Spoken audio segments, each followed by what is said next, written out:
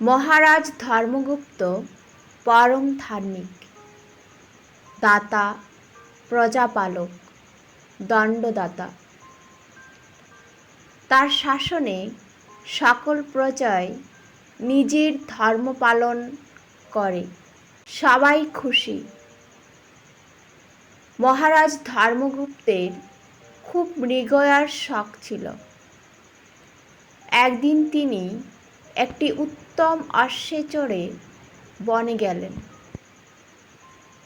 অপূর্ব শোভা, বহু সুন্দর সুন্দর গাছ, সুন্দর পাতা আর বহু তপস্বীদের বাস সেখানে।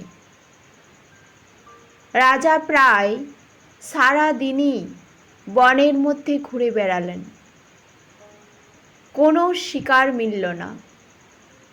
সন্ধ্যা হয়ে এলো।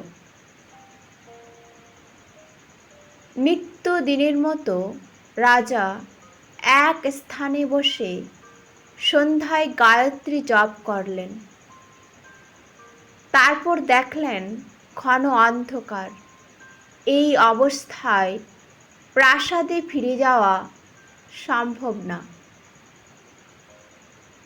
গভীর অরণ্যে রাত্রি যাপনের ক্ষেত্রে আবার বাঘ, সিংহের ভয়। কি করা যায় এখন? উপস্থিত বুদ্ধিতে উঠে পড়লেন একটা গাছের উপর। রাতটা কোনো রকমে গাছের শাখায় কাটিয়ে দেবেন, সকাল হলে বাড়ি ফিরবেন। কিন্তু গাছে উঠে দেখলেন সেই গাছে পূর্ব থেকেই একটা ভালুক আশ্রয় নিয়েছে। বুঝি ওই একই কারণ হবে। খুব ভয় পেয়ে গেলেন রাজা। ভালুক রাজাকে দেখে বলল, রাজা, আপনি ভয় পাবেন না। আমরা আজ রাতটা দুজনেই এই গাছেই কাটিয়ে দেব। ওই দেখুন, একটা ভীষণ আকৃতির সিংহ এই দিকেই আসছে। সারাটা রাত না ঘুমিয়ে থাকা সম্ভব না।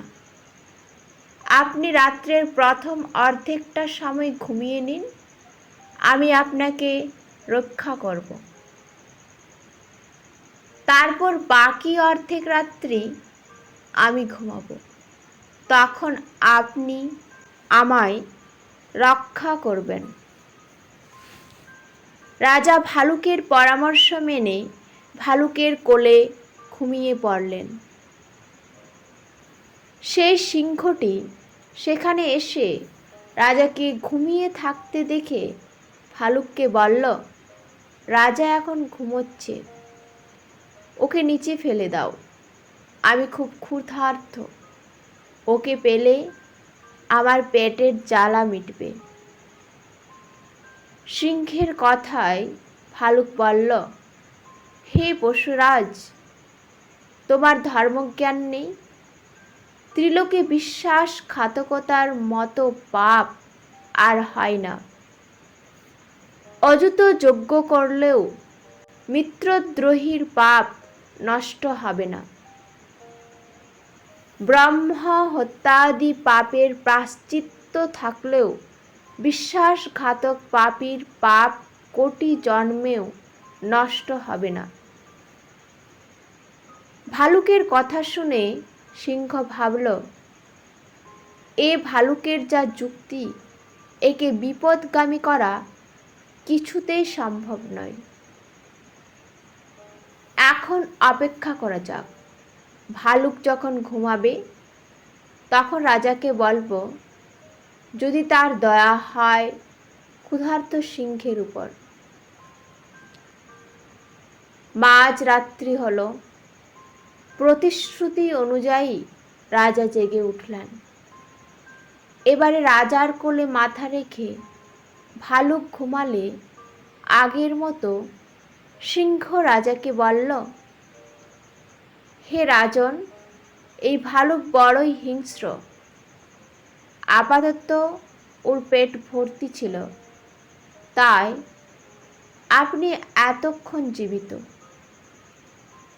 যখন ক্ষুধা পাবে নিশ্চয়ই আপনাকে হত্যা করবে। ওকে নিচে ফেলে দিন, আমার পেটের জ্বালা মিটবে। রাজা সিংহের কথা শুনে ভাবলেন, সিংহ ঠিক বলছে। তখন রাজা ঘুমন্ত ভালুককে নিচে ফেলে দিলেন। কিন্তু ভালুকটি গাছের ডাল ধরে কোনো রকমে আত্মরক্ষা করল। তারপর রাজার কাছে গিয়ে বলল, হে রাজন, আমি ভালুক নই, আমি ভৃগু বংশজাত ধ্যানকাষ্ঠ। আমি ভালুক রূপে আপনার কাছে এসেছি। আমি নিরপরাধ। এছাড়া অর্ধেক রাত্রে আমি আপনাকে রক্ষা করেছি, তাহলে আপনি কেন আমাকে সিংহের মুখে ফেলে দিলেন? এখন আপনি আমার অভিশাপে উন্মত্ত হয়ে এই ধরাতলে বিচরণ করুন।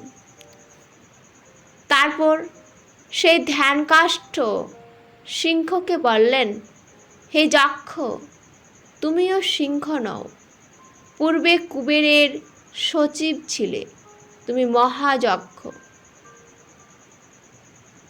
একদিন তুমি পত্নীর সঙ্গে ঘুরতে ঘুরতে মহর্ষি গৌতমের আশ্রমে গেলে। সে সময় মুনিবর আশ্রমে ছিলেন না। মুনিবর তোমাকে বিবস্ত্র দেখে অভিশাপ দিলেন, আজ থেকে তুমি সিংহরূপ ধারণ করো। সেই অভিশাপের সঙ্গে সঙ্গেই তোমার এই রূপ। আগে তোমার নাম ছিল ভদ্র, কুবেরের মন্ত্রী ছিলে তুমি।